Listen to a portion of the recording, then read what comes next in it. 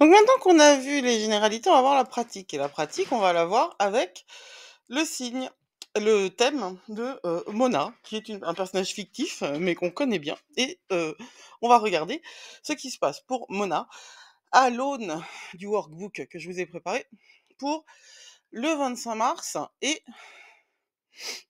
le 8 avril. Alors on commence par le 25 mars, on commence par le commencement, c'est bien. Et on sait qu'on cherche Vénus et on cherche Vénus pour le 25 mars. Donc Vénus, elle est ici. Et qu'est-ce qu'on va chercher? On va chercher à la fois la Vénus verte là, qui est en transit, et à la fois la Vénus au natal, qui est dans le ring intérieur en noir. Ça, c'est Astrodinst. C'est quelque chose que vous trouvez très très facilement. C'est très coloré. Et là, on a, il y a pas de transit. Alors les transits, ils sont ici, ils sont plus bas, ils sont notés, hein. On pourrait travailler avec les transits, c'est-à-dire qu'on pourrait travailler avec les aspects, pardon, n'importe quoi. On pourrait travailler avec les aspects entre, les planètes, les différentes planètes. Mais là, ce qu'on va voir principalement, c'est, juste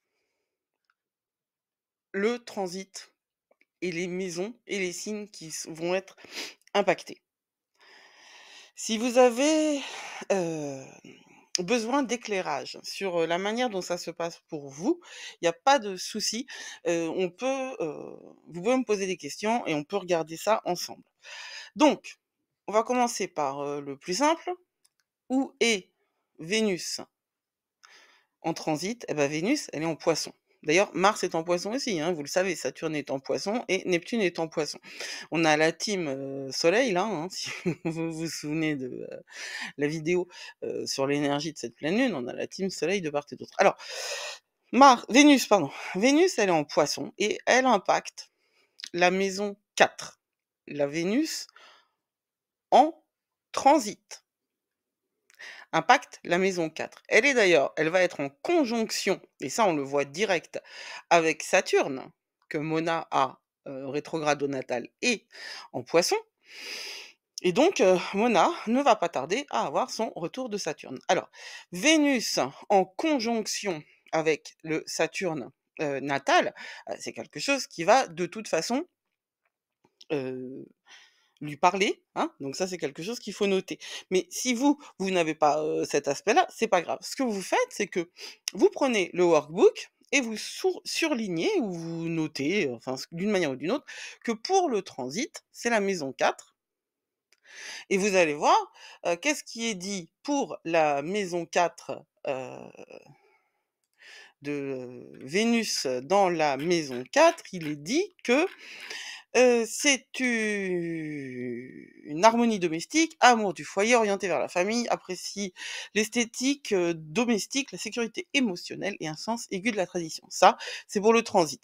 Quand il s'agit de Vénus au natal, c'est Vénus en maison 10, donc c'est pas la même énergie au natal pour Mona.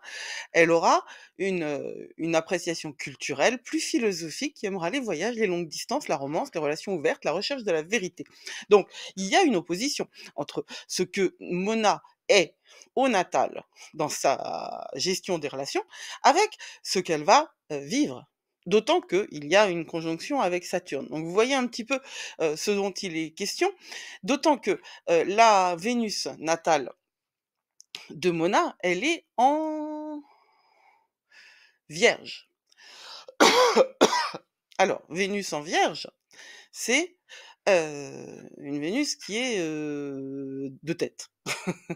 Donc c'est une Vénus pratique, attentive aux détails, orientée sur le service. Alors il y a de l'amour évidemment, mais c'est de l'amour analytique, avec une dimension modeste, soucieuse de sa santé et attentionnée aux autres. Donc, on va se faire cette petite phrase que je vous ai proposée. Cette lumière, cette éclipse lunaire me demande de me libérer ce qui ne me sert plus. Alors je peux être plus équilibrée et trouver d'harmonie dans ma vie. L'éclipse se passe dans la maison pour Mona, c'est donc, on va trouver l'emplacement de la Lune. L'éclipse se passe pile à la jonction entre la 10 et la 11. ce qui met en évidence la nécessité d'établir un solde final dans le domaine de, eh bien, la 11, c'est, de tout ce qui correspond aux communautés et au progrès.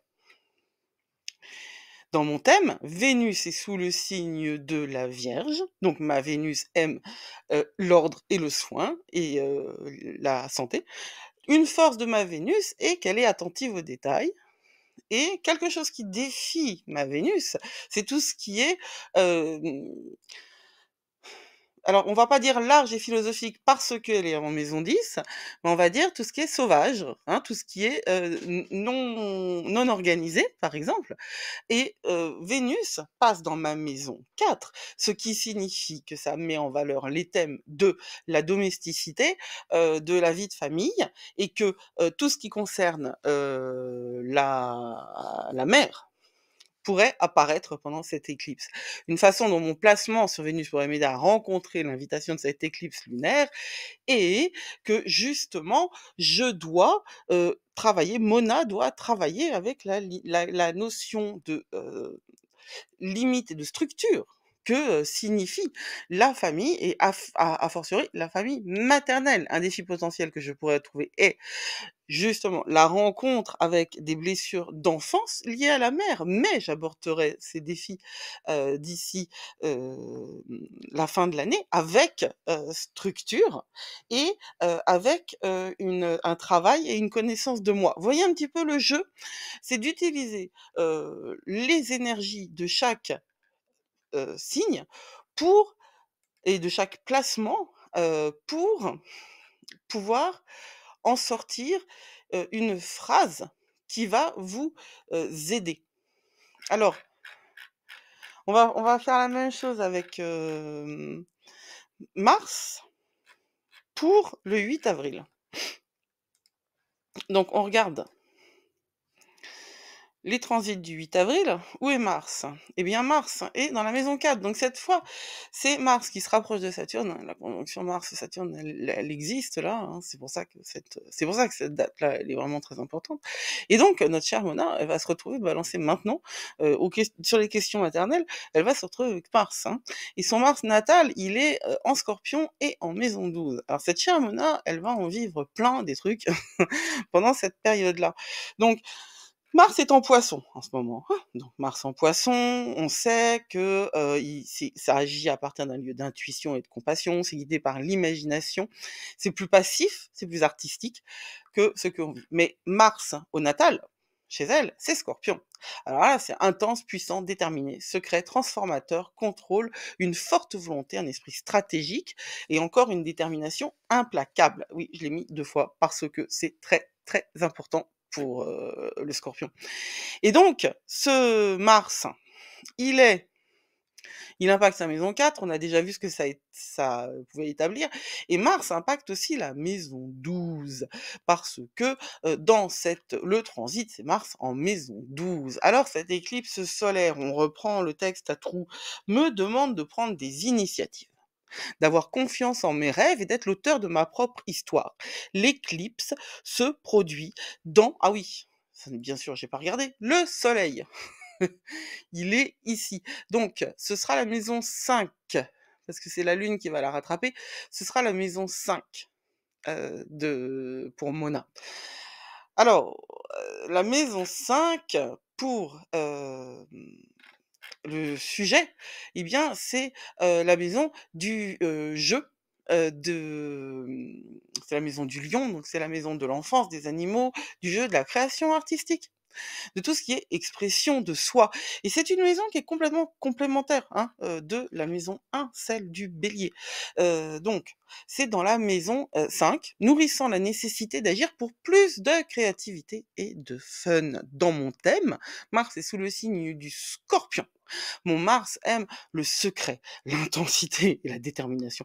Une force de mon Mars, c'est justement cette détermination. Quelque chose qui défie mon Mars, eh ben, c'est justement mon Mars, dans le Mars natal, c'est justement ce Mars en Scorpion, en Poisson, qui est un petit peu flou, mais c'est quand même de l'eau. Ce qui va défier aussi, l'énergie, du Scorpion, ça va être un Mars plus ancré, un Mars plus, Taureau. Mais on ne le voit pas. Par contre, ce qui est, en jeu là, ce qui va pouvoir poser un problème à ce Mars-là en Scorpion, eh bien, c'est,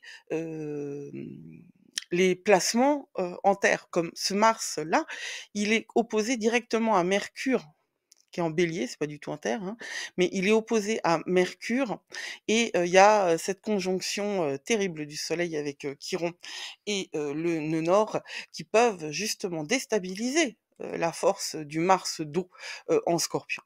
Mars est dans la maison 12, ce qui signifie qu'il y a on n'a pas vu ça, la maison 12. Alors Mars en maison, hein, la maison 12, c'est les conflits cachés, la colère, l'anxiété refoulée, la motivation intériorisée, les actions secrètes, les confrontations isolées, les motivations inconscientes. En fait, Mars en maison 12, c'est, tout ce qui se passe en dessous, tout ce qui est en sous-main, tout ce qui est, mais tout ce qui est agressif, mais caché, larvé.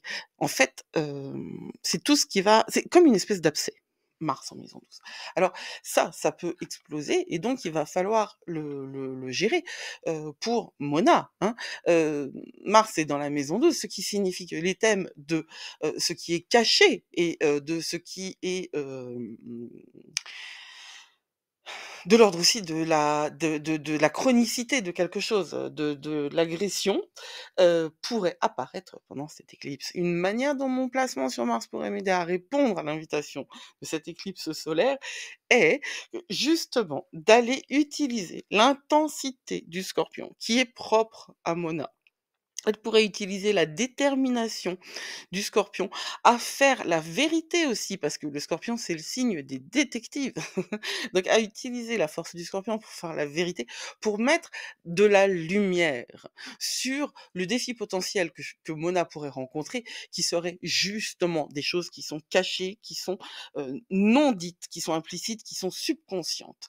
Mais Mona abordera ces défis, d'ici, la fin de l'année avec, une grande, compassion. Parce qu'elle pourra puiser dans la force de Mars en Poisson et avec, une possibilité de trouver en elle les clés pour résoudre et guérir tous ces problèmes qui ne sont pas dits, qui sont, mystérieux, qui sont cachés et elle agira à partir d'un lieu d'intuition et de compassion. Parce que c'est ça, qui est en question. La confrontation isolée, non dite, souterraine, inconsciente, va pouvoir être résolue par sa capacité à utiliser les forces du Scorpion alliées à Mars. Alors vous savez que Mars en Scorpion, pour Mona, c'est quand même un placement qui est très, très positif puisque Mars était traditionnellement en Scorpion. Donc, vous allez faire cet exercice-là pour vous. Vous allez repérer où est Mars et où est Vénus en transit et où sont Mars et Vénus dans votre thème et vous allez remplir les petites phrases à trous. Si vous avez des soucis, n'hésitez pas, demandez-moi. Allez, prenez soin de vous. Blessed be!